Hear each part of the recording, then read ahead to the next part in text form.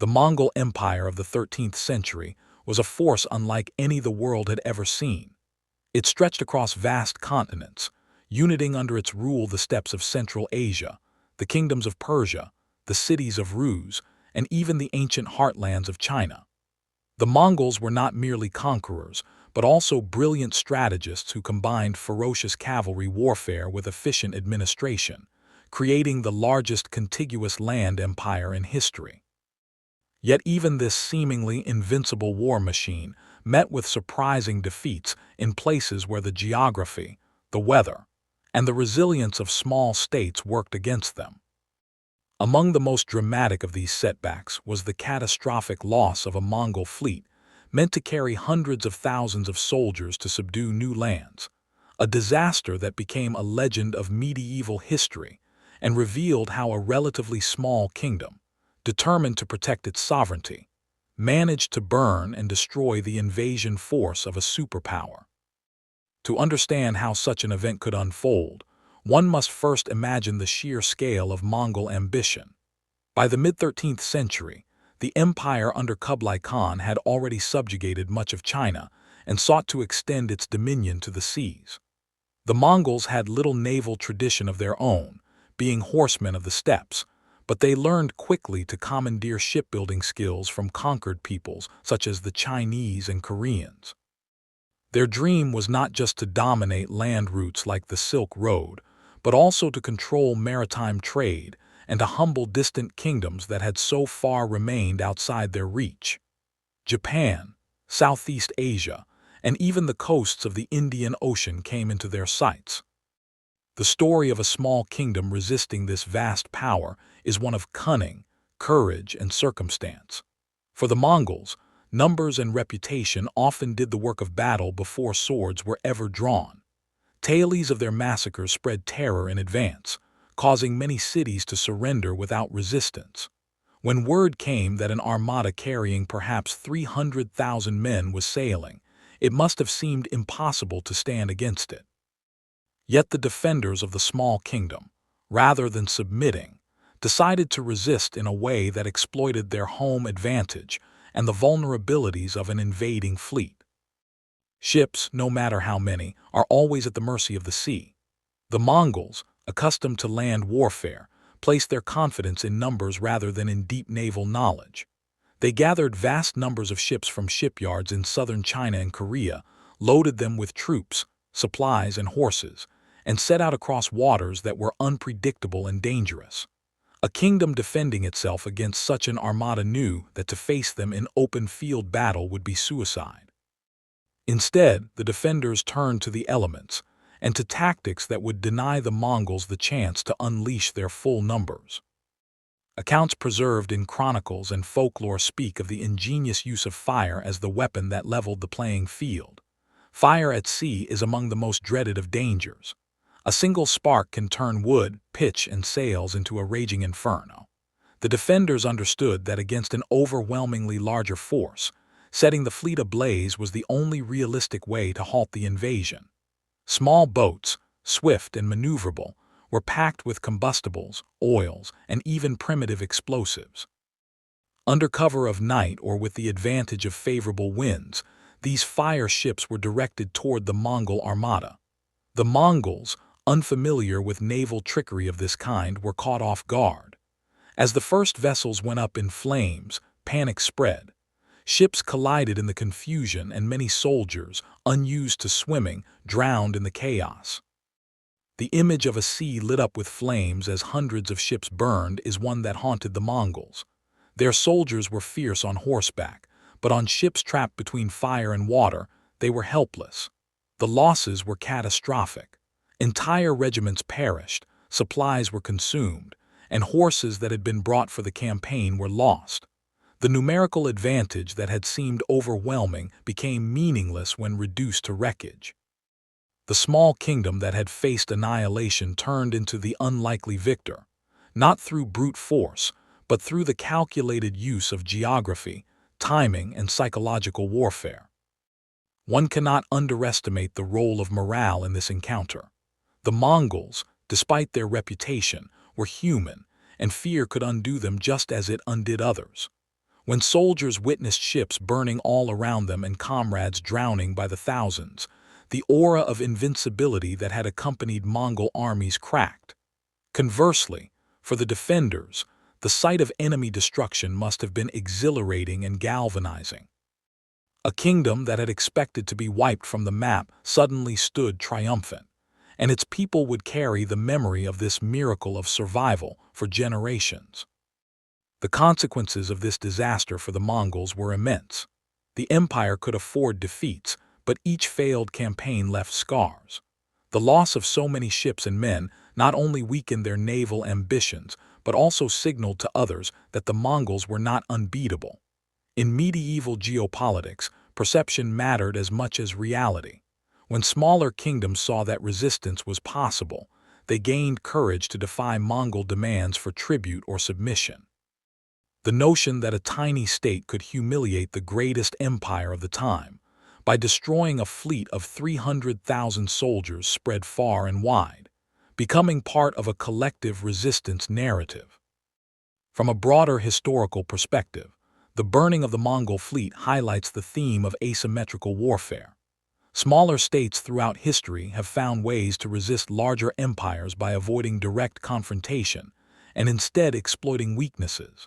Just as the defenders of this kingdom used fire ships to counteract superior numbers, so too did other peoples across centuries employ guerrilla tactics, scorched earth strategies, and clever stratagems to frustrate conquerors. It was not always the larger army that won, but often the side that knew the terrain, the weather, and the psychology of its foe. The Mongols themselves had once been the masters of such asymmetry, using speed, deception, and mobility to defeat much larger armies of sedentary civilizations. But when the roles were reversed at sea, they found themselves on the receiving end. Their lack of naval tradition, combined with overconfidence, set them up for disaster. It is a reminder that empires, no matter how vast, always carry vulnerabilities in unfamiliar environments. Legends grew around this fiery victory. Some chronicles embellish the numbers, speaking of storms sent by divine will or of miraculous winds that carried flames straight into the enemy fleet. Such stories served not only as explanation, but also as inspiration. In many cultures, victories against the Mongols were remembered not merely as military successes, but as proofs of divine favor. The survival of the small kingdom against overwhelming odds was thus celebrated as both a human and spiritual triumph. Historians today analyze the event by cross-referencing Chinese, Korean, and local records, trying to reconcile the reported numbers with practical realities. Was it truly 300,000 soldiers, or a smaller but still immense force? Were all the ships destroyed by fire, or did storms play an equal role? While debates continue, what remains indisputable is that a Mongol fleet suffered catastrophic losses, and the defenders of a small kingdom emerged intact from what should have been their annihilation. The legacy of this event endured for centuries. For the Mongols, it was a rare humiliation that tempered their ambitions in certain directions. For the small kingdom, it became part of national identity, a tale of resistance and independence that survived into later generations.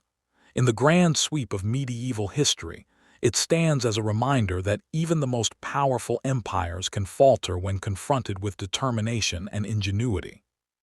The psychological dimension of the defeat deserves emphasis. Empires thrive on intimidation. The Mongol war machine relied heavily on its reputation, which often preceded the army itself. By shattering that reputation in such a dramatic way, the defenders did more than win a single battle. They contributed to the erosion of Mongol supremacy in the minds of other rulers. When fear recedes, opportunities for defiance emerge.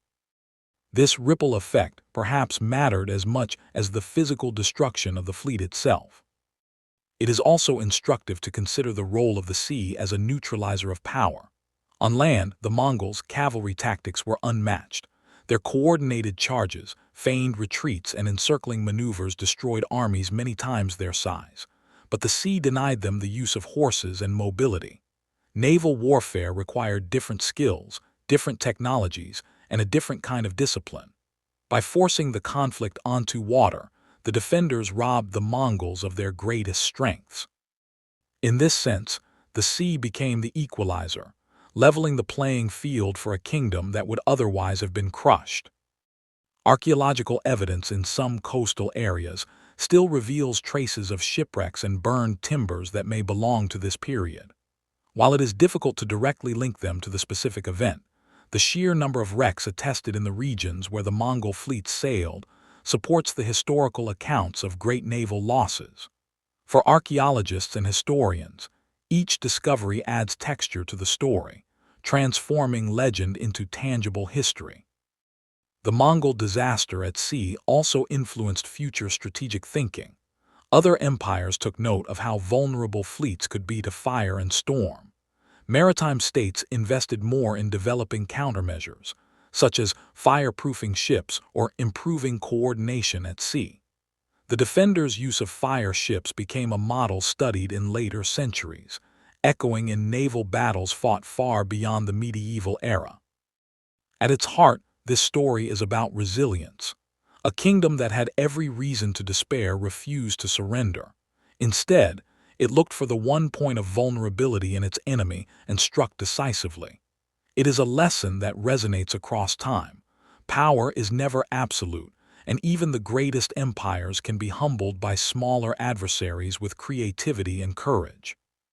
The flames that consumed the Mongol fleet burned not only wood and sails, but also the illusion of invincibility, leaving behind a legend that continues to captivate students of history.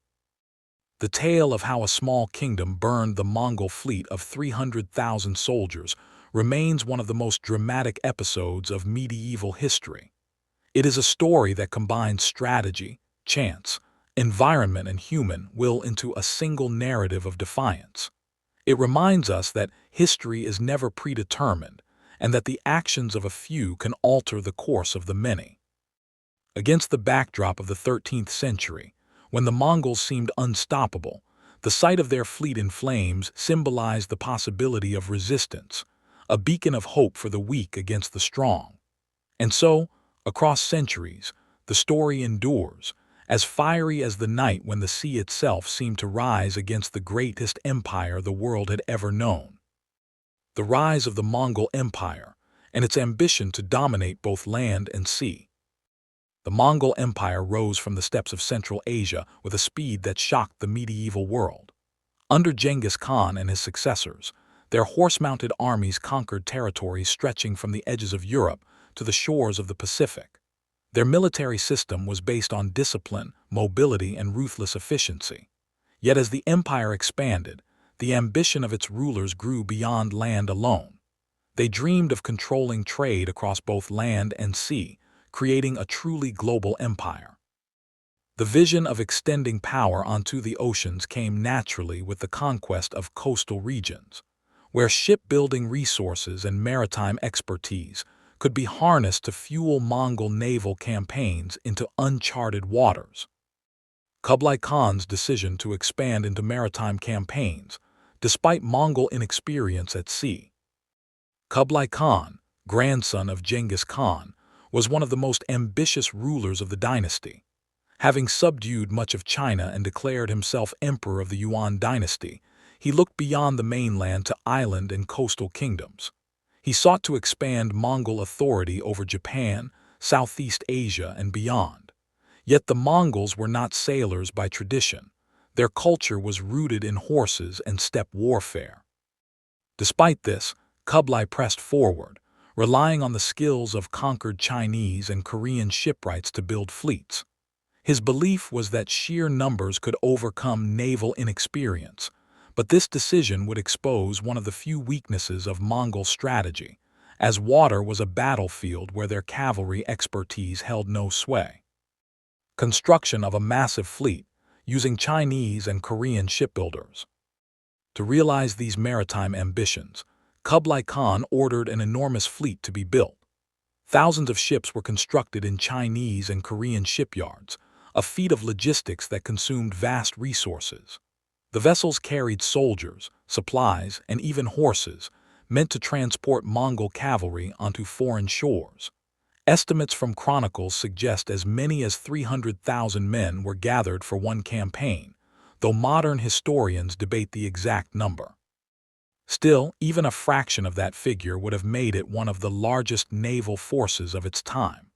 The fleet was meant to demonstrate Mongol dominance on the seas, but its scale also created vulnerabilities, as coordinating such a massive armada proved difficult and dangerous in hostile waters. The small kingdom targeted by the Mongol and its desperate situation. The chosen target of this immense armada was a relatively small kingdom, strategically located along vital trade routes. Compared to the vast Mongol Empire, this kingdom appeared insignificant, yet its independence posed a challenge to Mongol authority. The kingdom's rulers understood that surrender would reduce them to tributaries, while resistance risked annihilation. The population must have lived under terrible anxiety as word spread of an invasion force numbering in the hundreds of thousands. Their resources, armies, and defenses were tiny in comparison, yet their determination to survive drove them to think creatively. If direct confrontation was impossible, they would have to rely on the strengths their homeland offered, knowledge of the sea and ingenuity in devising unconventional defenses. The impossibility of resisting the Mongols through open land battle. By the 13th century, no army in the world could match the Mongols in open battle. Their cavalry tactics, mastery of the composite bow, and disciplined formations devastated enemies who dared to face them head-on. The small kingdom's leaders knew that if the Mongols landed in full strength, their own forces would be crushed within days. Attempting to meet them on land would be suicide. Recognizing this, the kingdom's survival depended on preventing the Mongols from ever disembarking in force. The focus shifted away from conventional defense and toward exploiting weaknesses unique to the Mongols at sea. In this context, avoiding open land battles was not cowardice, but a deliberate, strategic choice that acknowledged harsh realities. The strategic advantage of geography and sea for the defenders. Geography became the greatest ally of the small kingdom. Its coasts, bays, and narrow channels provided opportunities to exploit naval tactics against a larger but less experienced fleet. The Mongols were formidable riders, but they were strangers to the sea, while the defenders had lived for generations along these waters and understood currents, tides, and winds. They could navigate small boats quickly, striking and retreating with agility. They also knew where enemy ships might become vulnerable due to cramped anchorage or unfavorable winds. By shifting the battle into the maritime environment, the defenders leveled the playing field. The sea itself became a weapon, amplifying the defenders' limited strength against the massive Mongol fleet. Planning and preparation of fire ships as the kingdom's secret weapon. Among the most ingenious tactics developed by the defenders was the use of fire ships. Small vessels were loaded with flammable materials such as oil, pitch, resin, and dry wood. Some accounts even describe early forms of gunpowder charges being prepared to intensify the explosions. These fire ships required skillful timing. They had to be launched when winds and currents would carry them directly into the Mongol fleet. The crews often abandoned them at the last moment, letting the flames spread uncontrollably. The defenders understood that a single fire ship could cause panic and confusion, and multiple such vessels could devastate entire squadrons. This preparation was their bold gamble to neutralize a fleet many times larger than their own. The psychology of fear and morale. Mongol reputation versus defenders' desperation. The psychological battle was as important as the physical one. The Mongols carried with them a fearsome reputation. Their massacres in cities like Baghdad and Kiev were known across continents. That aura of invincibility was a weapon in itself, often causing opponents to surrender without a fight. Yet desperation can inspire fearlessness. The defenders, facing certain destruction if they lost, had nothing to lose and everything to gain. By preparing an unorthodox strategy, They placed hope in the idea that panic could spread faster than fire among the Mongol ranks. The battle would not just be about burning ships, but about shattering the myth of Mongol invulnerability in the minds of both enemies and allies alike. The moment of attack, unleashing fire ships against the Mongol armada. When the decisive night came, the defenders launched their plan with precision. Under cover of darkness or at dawn when visibility was poor, fire ships were set alight and directed toward the clustered Mongol fleet. Favorable winds carried the flaming vessels straight into the wooden armada. The Mongols, unaccustomed to naval trickery and unable to maneuver quickly in such numbers, were caught unprepared. The first ship struck, igniting others, and within moments fire began to spread across decks, sails, and rigging. Panic erupted as soldiers scrambled to escape the flames, and commanders struggled to maintain order. The defenders had unleashed chaos, turning the sea itself into a battlefield of fire. The chaos that followed, fire spreading, ships colliding, and soldiers drowning. As the fire spread, order within the Mongol fleet disintegrated. Ships tried to break formation to avoid the inferno, but collisions became inevitable in the crowded anchorage. Vessels rammed into each other, spreading flames faster. Soldiers trapped below deck suffocated from smoke or leapt into the sea, where many drowned, unable to swim. Horses, panicked by the heat and noise, added to the confusion, breaking free and trampling men in the hold. Communication between ships failed as signals were obscured by smoke and noise.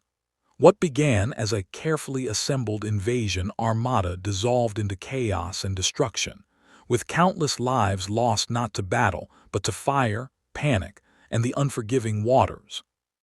The catastrophic losses of men, horses, and supplies in the burning fleet. The destruction of the Mongol fleet was not just a loss of ships, but a loss of everything essential to the campaign. Tens of thousands of soldiers perished, along with irreplaceable supplies of food, weaponry, and armor.